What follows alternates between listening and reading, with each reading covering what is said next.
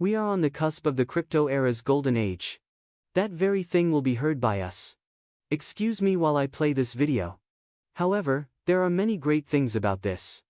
Also covered will be the government's previous crackdown on the Bitcoin industry, which resulted in numerous individuals having their bank accounts frozen.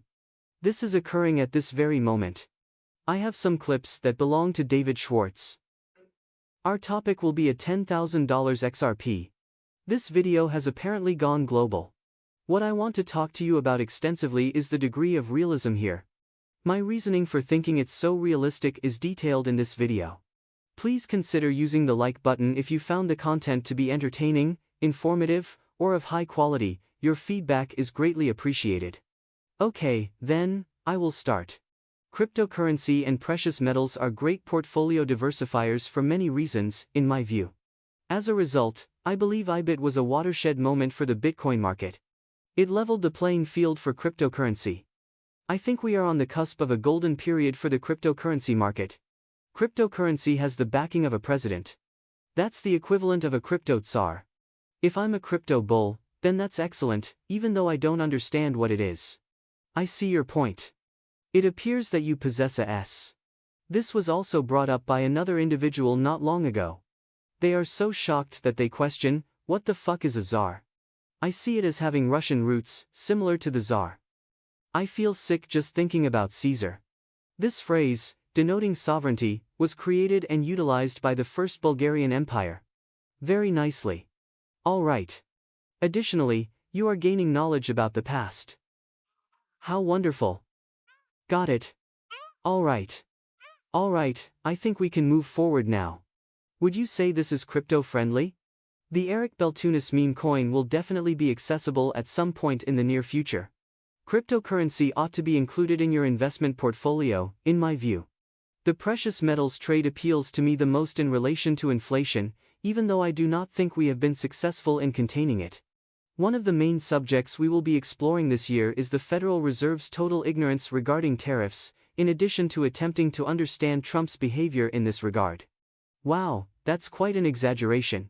This has led me to believe that the outcome will be disastrous. I believe that investors' enthusiasm in precious metals, and gold in particular, will persist throughout the year. Based on what I've read, there are essentially simply two factions, those who support gold and those who support Bitcoin. Surprisingly so. Does somebody you know display characteristics of both kinds? Explain to me how I can promote this. The majority of the time, individuals pick one of the two. I mean, are you trying to imply that Bitcoin believers should also hold gold, or are you trying to say the exact opposite? So, basically, neither. 2x trading items are presented here. If cryptocurrency trading interests you, we are 2 times long Bitcoin. 2x lengths of Ether are at our disposal. I see this as a high-return buy-and-hold product that would be perfect for diversifying your portfolio. You should aim for Ethereum. As a matter of fact, Bitcoin has been around longer. Preciousness is a major factor in the desirability of valuable metals. All right. Comprehending is crucial. Precious metals. Almost nothing, a little bit, maybe Bitcoin or another cryptocurrency, or somewhere in between. The peak is here. We must depart immediately. All right. Digital Perspective provided these breaking XRP DRs last year to help the DTC settle $2 quadrillion. The latest innovation in RDC's endeavors to provide legitimate securities that authorize ownership of digital and alternative assets through the Depository Trust and Clearing Corporation, DTCC, are XRP documents. Members of RDC's executive team have extensive experience with depository receipts and institutional market structure. With extensive experience assisting issuers and investors at a leading international bank in refining financial products based on R. This would indicate that we are making our way into the DTCC at a moderate but consistent rate. You are aware that new ways of determining this value are in the works. You're right, there is a lot. A whopping $2 trillion. Even if you only received 5% or 10% of that, the price momentum for XRP might be significant. Whoever activated their XRP depository receipts was announced today, the 10th of February, by Depository Corporation RDC. This is the Big Apple. This is really encouraging. On top of that, the assault on banks will reach its conclusion here. This might end up being a game changer for the Bitcoin sector. Give me a moment to fiddle with this. There was chatter in Washington about debanking Trump when he made the claim at the World Economic Forum that banks had kept many people out of the financial system, particularly conservatives, early in his most recent presidency. But crypto companies have insisted for a long time that the U.S. banking system has ignored them. Shortly after the subject reached Capitol Hill, hearings were held in both the House and the Senate to examine the situation.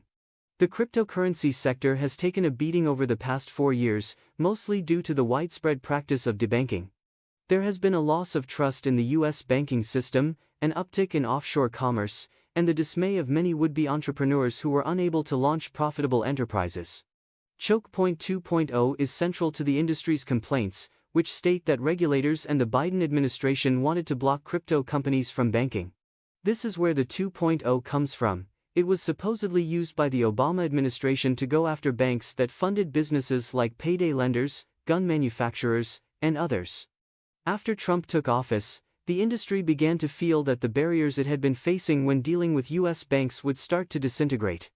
The FDIC's decision to release hundreds of papers detailing its interactions with crypto-related banks and enterprises is part of a larger attempt to increase transparency regarding its handling of digital assets.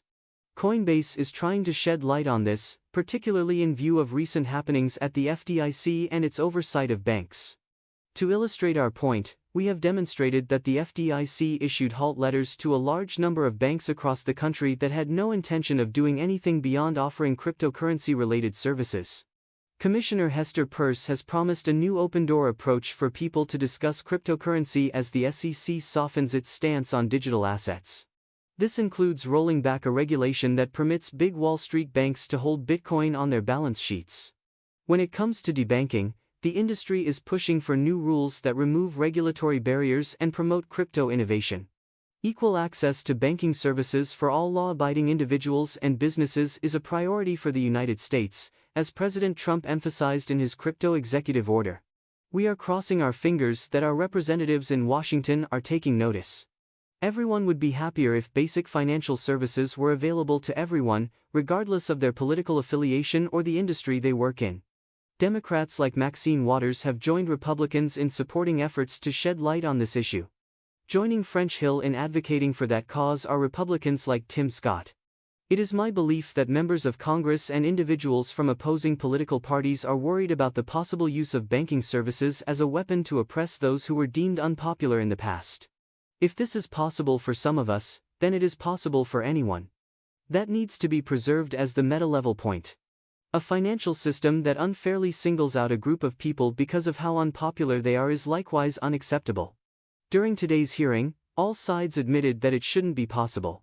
Also, I think the protections given to American banks would have been strengthened by the objectives and tactics of the two factions. Businesses and banks will feel more comfortable working with cryptocurrency if Congress finally passes a bill creating a regulatory framework for digital assets, as this is exactly what the sector and banks have been demanding for some time.